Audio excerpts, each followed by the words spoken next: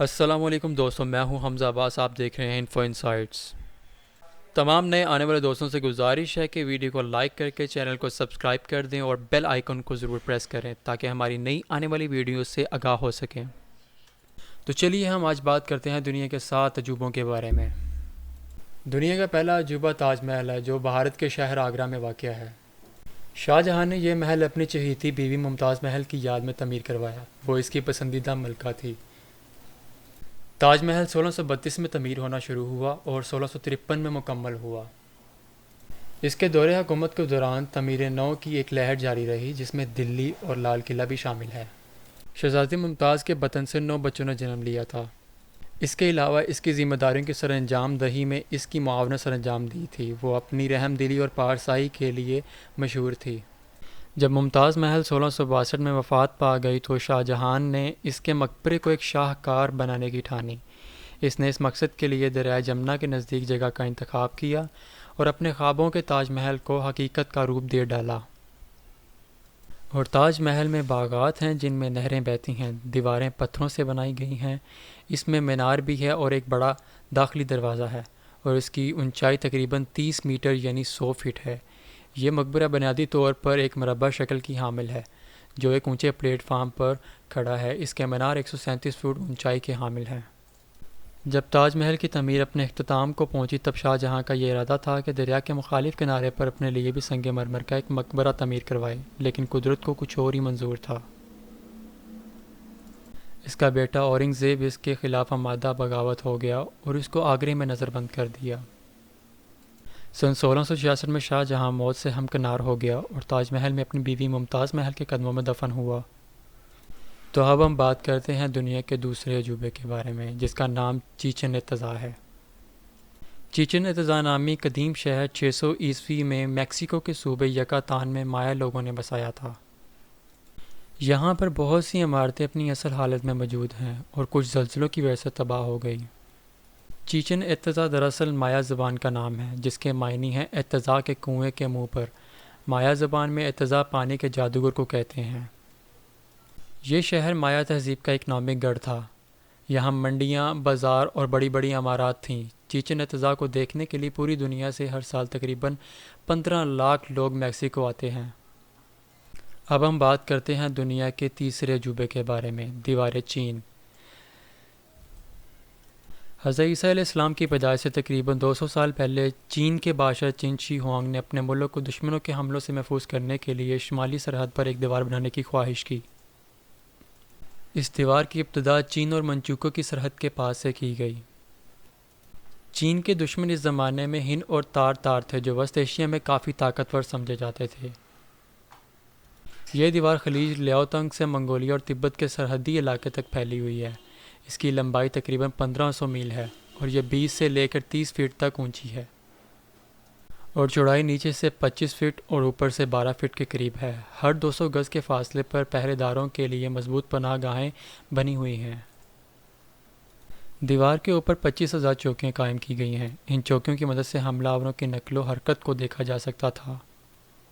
دیوار چین کو تعمیر کرنے میں 1700 سال کا طویل عرصہ لگا. بعض کتابوں میں یہ 2000 سال بھی بتایا گیا ہے. دراصل اس دیوار کی تعمیر منگول حملہ آوروں سے بچنے کے لیے کی گئی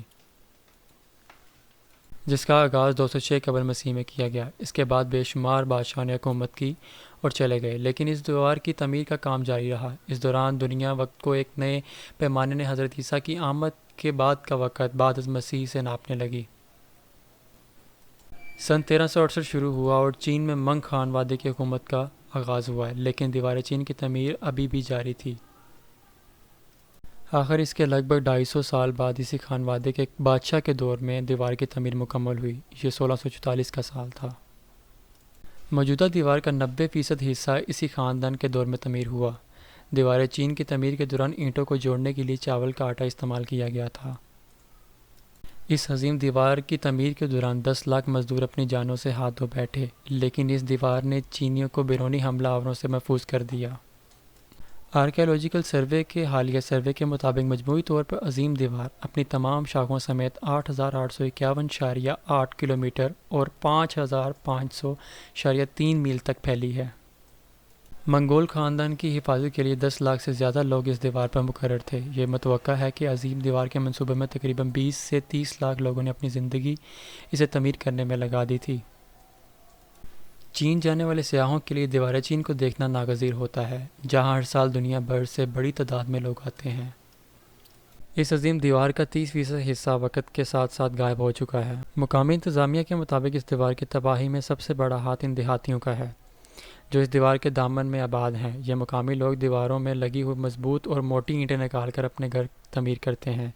دیوار کی چوری شدہ اینٹیں فروخت بھی کی جاتی ہیں۔ اینٹوں کی مسلسل چوری کے باعث دیوار کو نقصان پہنچ رہا ہے اور وہ کئی جگہ سے خستہ حال ہوتی جا رہی ہیں۔ چلیے اب ہم بات کرتے ہیں دنیا کے چوتھے عجوبے کے بارے میں، جس کا نام کولوسیم ہے۔ ایک اندازے کے مطابق اس میں تقریباً 50 سے 80 ہزار افراد بیٹھ سکتے ہیں۔ یہ عمارت انسانوں کی وحشت ناک جیسے کھیل تماشے کے لیے بنائی گئی تھی۔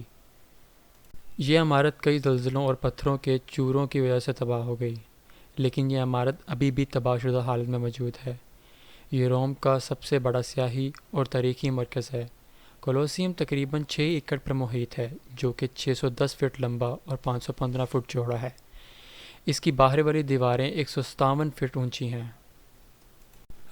اسپین کے لوگوں نے یہاں کے مقامی باشندوں کے خلاف جنگ شروع کر دی تھی، جس کی وجہ سے انہیں یہ شہر۔ اب ہم بات کرتے ہیں دنیا کے چھٹے عجوبے کی، پیسا مینار، جو کہ ایک طرف کو جھکا ہوا ہے۔ پیسا مینار ایک طرف کو جھکا ہوا مینار ہے جو اٹلی کے شہر پیسا میں واقع ہے۔ اس مینار میں ایک چرچ بھی ہے، جس کی وجہ سے اسے مخصوص رومانسک سٹائل میں تعمیر کیا گیا تھا۔ اس مینار کی تعمیر 8 اگست 1173 کو شروع ہوئی۔ اس کی 8 منزلیں ہیں۔ مینار کی چوڑائی 183.27 فٹ اور اونچائی 158 فٹ ہے۔ اس مینار میں بڑی بڑی گھنٹیاں بھی اعویزہ ہیں جو اس کی تعمیر کے وقت لگائی گئی تھی، لیکن ان کا اب استعمال نہیں کیا جاتا۔ اس کی تعمیر 200 برس میں مکمل ہوئی، یعنی 2 صدیاں اس کو تعمیر کرنے میں بیت گئی تھی۔ کہا جاتا ہے کہ تعمیر میں اس قدر تاخیر کی وجہ وہ تعمیراتی مسائل تھے جو وقتاً فوقتاً سر اٹھاتے رہتے تھے، کبھی ایک مسئلہ اور کبھی دوسرا مسئلہ۔ جب اس کی 3 منزلوں کی تعمیر مکمل ہو گئی تو کاریگروں کو یہ اچانک معلوم ہوا کہ مینار ایک طرف سے نرم مٹی میں آہستہ آہستہ دھنس رہا ہے، لہٰذا مزید تعمیر فوراً روک دی گئی اور اگلے 100 سال تک رکی رہی تاکہ نرم زمین سخت ہو جائے اور عمارت کا جھکاؤ رک جائے۔ اس مینار کی دوبارہ تعمیر کا سلسلہ 1275 میں شروع کر دیا گیا اور 1301 میں اس کی 6 منزلیں مکمل کر دی گئی۔ یوں 1350 میں اس مینار کی تعمیر مکمل ہو گئی۔ یہ مینار اپنی جگہ سے 6 میٹر تک جھک چکا ہے۔ اس کا ٹیڑھا پن دور کرنے کے لیے ہر ممکن کوشش کی گئی، مگر یہ مسلسل ایک طرف کو جھکتا جا رہا ہے۔ ایک محتاط اندازے کے مطابق یہ مینار ہر سال 0.25 انچ یعنی 1 ملی میٹر کی رفتار سے جھک رہا ہے اور ایک نہ ایک دن یہ مینار بالآخر گر جائے گا۔ 1990 میں اس مینار کو عام پبلک کے لیے بند کر دیا گیا اور اس کے جھکاؤ کو روکنے کے لیے کوششیں شروع کر دی گئی اور 2001 میں اسے دوبارہ عوام کے لیے کھول دیا گیا۔ ماہرین کا کہنا ہے کہ جدید ٹیکنالوجی کی مدد اور جدید طریقوں سے اس مینار کو 300 سال تک گرنے سے بچایا جا سکتا ہے۔ اب ہم بات کرتے ہیں دنیا کے 7ویں عجوبے کے بارے میں، جس کا نام پیٹرا ہے۔ پیٹرا لاطینی زبان کا لفظ ہے جس کے معنی چٹان کے ہیں۔ اردو میں پیٹرا اس شہر کو کہتے ہیں جو چٹان کو تراش کر بنایا گیا ہو۔ اپنے چٹانی ماحول میں تقریباً مکمل طور پر چٹان کو تراش کر بنایا گیا ہے۔ اس کی عبادت گاہیں، مقبرے، تھیٹر وغیرہ پتھر کو تراشنے کے فن کا ایک عظیم نمونہ پیش کرتے ہیں۔ ان کے رنگ بھی مثالی ہیں۔ عمارات گلابی اور ارگونی رنگ کے لائم سٹون سے تراشی گئی تھی۔ یہ معلوم نہیں ہو سکا کہ یہ عجیب و غریب شہر کس طرح مرز وجود میں آیا تھا۔ ایک وہ لوگ جنہوں نے اس شہر کو مشرق وسطی کی ابتدائی تہذیب کے لیے ایک اہم مرکز کے روپ میں ڈالا وہ بناٹن تھے۔ نباٹن طاقتور عرب لوگ جو پہلے فلسطین کے مشرق اور جنوب مشرق میں آباد تھے۔ وہ لوگ خانہ بدوش چرواہے تھے جو مشرق وسطی کے کاروبار سے بھی منسلک تھے۔ وہ مشرق سے مسالے وغیرہ لاتے تھے اور ان مسالہ جات کو یورپی ممالک روانہ کر دیا جاتا تھا۔ وقت گزرنے کے ساتھ ساتھ ان کی تجارت میں اضافہ اور ترقی ہوتی گئی، حتیٰ کہ وہ آج کے دور کے شام تا سعودی عربیہ تک پھیل گئی ہے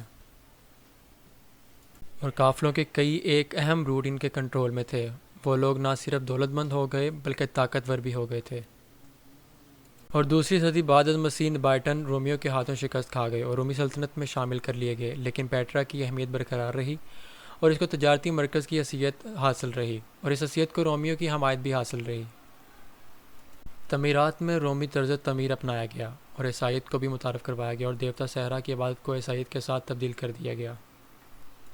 پیٹرا میں ہنوز کا کافی کام جاری ہے، جس کے کھنڈرات 1812 میں دریافت کیے گئے تھے۔ کافی کچھ دریافت کیا جا چکا جو دنیا بھر کے سیاحوں کے لیے دلکشی کا باعث ثابت ہو رہا ہے، اور پیٹرا کو قدیم دنیا کے عجوبوں میں ایک عجوبہ ثابت کرنے کا باعث بھی ثابت ہو رہا ہے۔ اللہ پاک آپ سب کا حامی و ناصر ہو۔